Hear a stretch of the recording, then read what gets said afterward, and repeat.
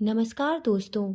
अधिक मास या मलमास के समय में शुक्ल पक्ष की एकादशी को पद्मनी एकादशी या कमला एकादशी के नाम से जाना जाता है। इस वर्ष यह एकादशी 29 जुलाई दिन शनिवार को पड़ रही है। इस दिन भगवान विष्णु की पूजा करने का विधान है। पूजा के समय पद्मनी एकादशी की व्रत कथा जरूर सुनी जाती है।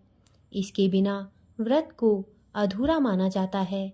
इसके महत्व के बारे में भगवान श्री कृष्ण ने युधिष्ठिर को बताया था।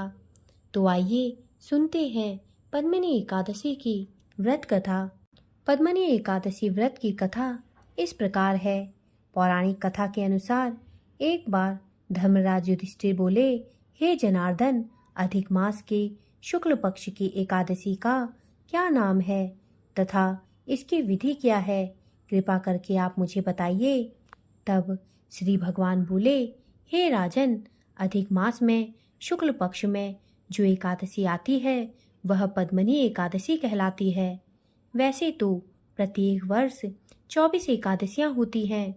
जब अधिक मास या मलमास आता है तब इनकी संख्या बढ़कर 26 हो जाती है। अधिक मास या मलमास को जोड़कर वर्ष में 26 एकादशियां होती हैं। अधिक मास में 2 एकादशियां होती हैं, जो पद्मनी एकादशी शुक्ल पक्ष में आती है और परमा एकादशी जो कृष्ण पक्ष में आती है। ऐसे श्री कृष्ण ने युधिष्ठिर से कहा। भगवान श्री कृष्ण ने अर्जुन को इस व्रत की कथा भी बताई। भगवान श्री कृष्ण बोले, मलमास में अनेक पुण्यों को देने वाली एकादशी का नाम पद्मनी एकादशी है। इसका व्रत करने पर मनुष्य कीर्ति प्राप्त करके बैकुंठ को जाता है, जो मनुष्यों के लिए भी दुर्लभ होता है। यह एकादशी करने के लिए दशमी के दिन व्रत का आरंभ करके कांसे के पात्र में जौ, चावल आदि का भोजन करें तथा नमक ना खाएं। भूमि पर सोएं और ब्रह्मचर्य व्रत का पालन करें। एकादशी के दिन ब्रह्म मुहूर्त में शौच आदि से निवृत्त होकर दंत धावन करें और जल के 12 कुल्ले करके शुद्ध हो जाएं।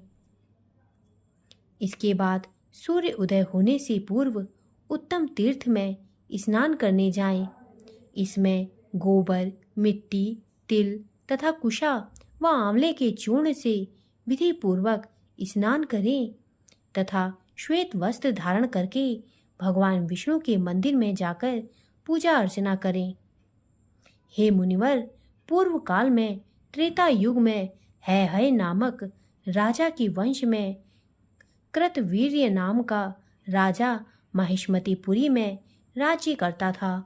उस राजा की 1000 परम प्रिय स्त्रियां थीं, परंतु उनमें से किसी को भी पुत्र नहीं था जो कि उनके राज्य भर को संभाल सके।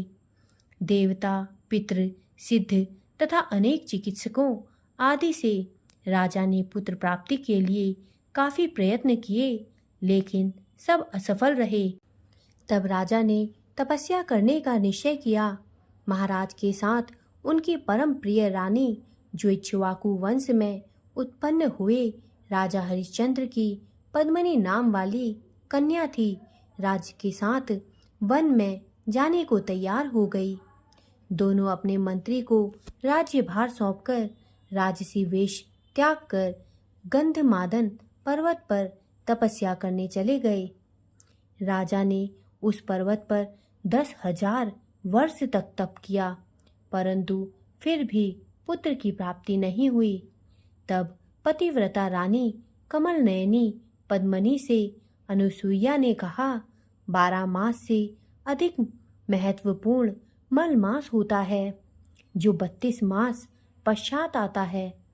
इसमें द्वादशी युक्त पद्मनी शुक्ल पक्ष की एकादशी का जागरण समेत व्रत करने से तुम्हारी सारी मनोकामनाएं पूर्ण होंगी। इस व्रत के करने से भगवान तुम पर प्रसन्न होकर तुम्हें शीघ्र ही पुत्र देंगे। रानी पद्मनी ने पुत्र प्राप्ति की इच्छा से एकादशी का व्रत किया। वह एकादशी को निराहार रहकर रात्रि जागरण करती। इस व्रत से प्रसन्न होकर भगवान विष्णु ने उन्हें पुत्र प्राप्ति का वरदान दिया। इसी के प्रभाव से पद्मिनी के घर कार्तवीर्य उत्पन्न हुए, जो बलवान थे और उनके समान तीनों लोकों में कोई बलवान नहीं था। तीनों लोकों में भगवान के सिवा उनको जीतने का सामर्थ्य किसी में नहीं था। सो हे नारद, जिन मनुष्यों ने मलमास शुक्ल पक्ष एकादशी का व्रत किया है, जो संपूर्ण कथा को पढ़ते या सुनते हैं, वे भी यश के भागी होकर विष्णु लोक को प्राप्त होते हैं। दोस्तों, मेरे द्वारा दी गई जानकारी यदि आपको अच्छी लगी हो तो कृपया मेरे चैनल को सब्सक्राइब करें तथा मेरे वीडियोस को लाइक करें। धन्यवाद।